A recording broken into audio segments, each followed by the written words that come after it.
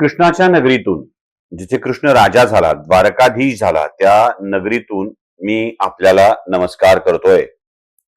म्हणजे ही द्वारका बहुतेकांना माहित आहे. जे कृष्ण कसा रणछोडदास बनून इकडे आला आणि ही द्वारका नगरी वसवली, कशी ती वसवून घेतली, आपल्या सगळ्याच यादवांना तो कसा इकडे घेऊन आला, या सगळ्या गोष्टी सगळ्यांना ठाऊक आहेत. आज भारतातल्या 4 धामांपैकीचं एक धाम म्हणजे द्वारका आहे. या द्वारकेत सगळे दर्शनाला येतात, बेट द्वारकेला जातात, तिकडे जातात. मी आज जरा तुम्हाला एका वेगळ्याच ठिकाणी घेऊन जाणार आहे. एक छानसा प्रवास. या प्रवासात एक अशी जागा मी तुम्हाला दाखवणार आहे जी पुढच्या प्रत्येक द्वारका भेटीत आपण बघायला हवी. आपला प्रवास हा चालूच राहणार आहे. द्वारकेतल्या अनेक गोष्टी मला तुम्हाला सांगायच्यात. बेट द्वारकेविषयीची वैशिष्ट्य मला तुम्हाला सांगायची आहेत, काय घडलंय ते सांगायचं आहे. त्याआधी आपण एका अशा ठिकाणी जाणार आहोत ज्या ठिकाणाने द्वारका आज अशी का आहे या प्रश्नाचं उत्तर आपल्याला मिळतं. तेव्हा चला माझ्यासोबत या प्रवासाला सुरुवात करूया.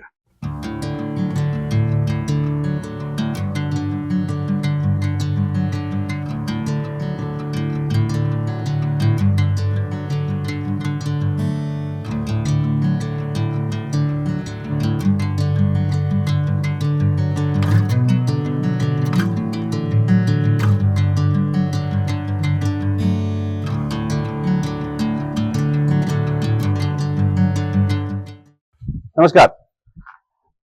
आपण गुजरातमध्ये आहोत आणि गुजरातमधल्या द्वारका धामामध्ये आहोत.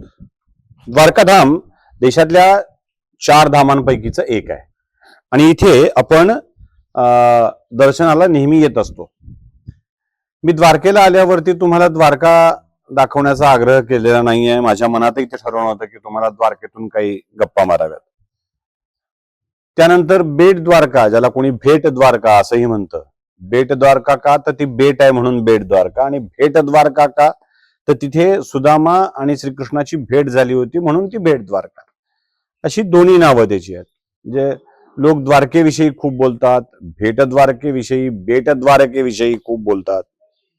पण मी अशा एका दुर्लक्षित स्थळाजवळ आलोय जिथे लोकांना माहित नाही.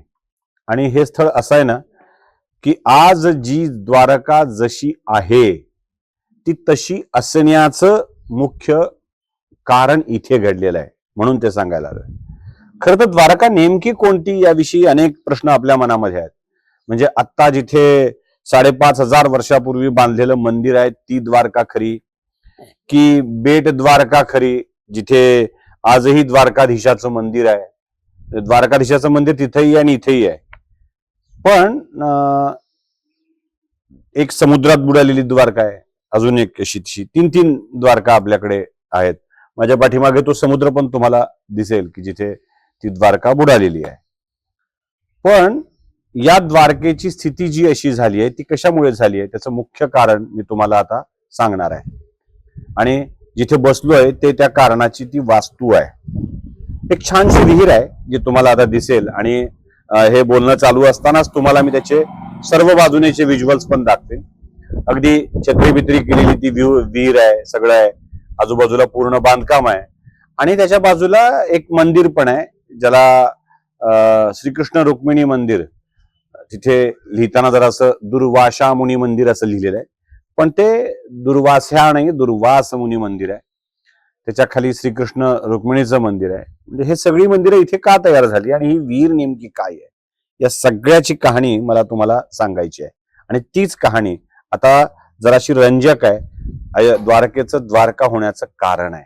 महर्षी दुर्वासांना द्वारकेमध्ये यायचं होतं आणि द्वारकेत येत असताना त्यांना रथामध्ये आणायचं ठरलं. दुर्वासा तुम्हाला माहित आहे, भलते कोपिष्ठ ऋषी, कशानं रागावतील सांगता येत नाही.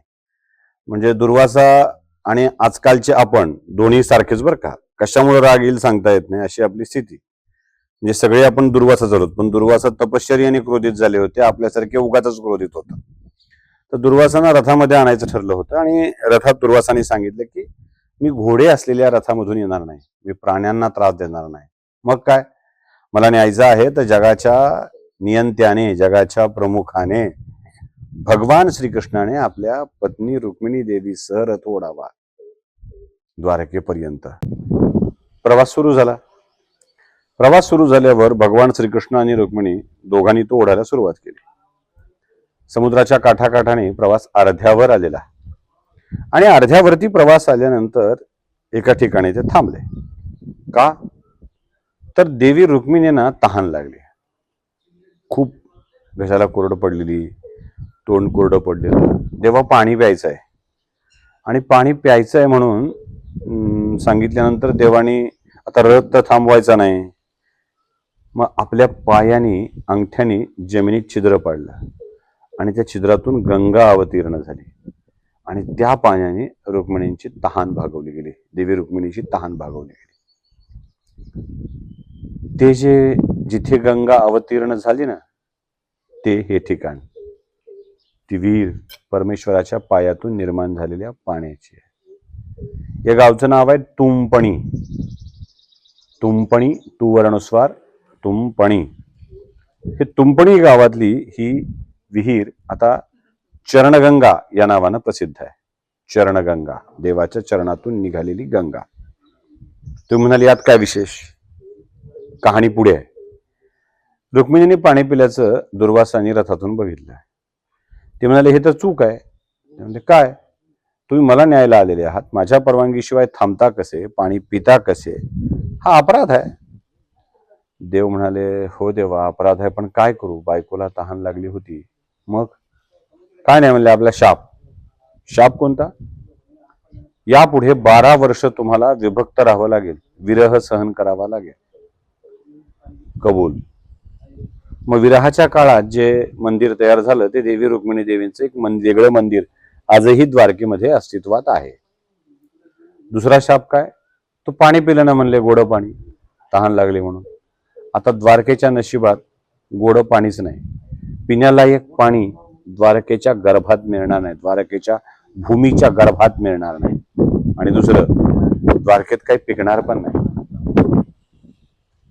दोन्ही शाप देवाने घेतले. देवाला माहित होत पुढे द्वारकाच बुडून जाणार आहे, यादवी माजणार आहे. स्वीकारले शाप आणि कृष्ण निघून गेले. शेवटी हा शाप खरा ठरला. कुठेही भूगर्भात गोड पाणी सापडत नाही आणि समुद्राच्या काठावरची जमीन असल्यामुळं कोणतंही पीक उगवत नाही, कोणतंही अन्नधान्य पिकवता येत नाही. द्वारका जे खाते ते बाहेरून आलेल्या धान्यावरती खाते, हे विसरून चालणार नाही. हीच आहे खरी द्वारकेची कहाणी. आणि द्वारका अशी का झाली याचं कारण ही विहीर.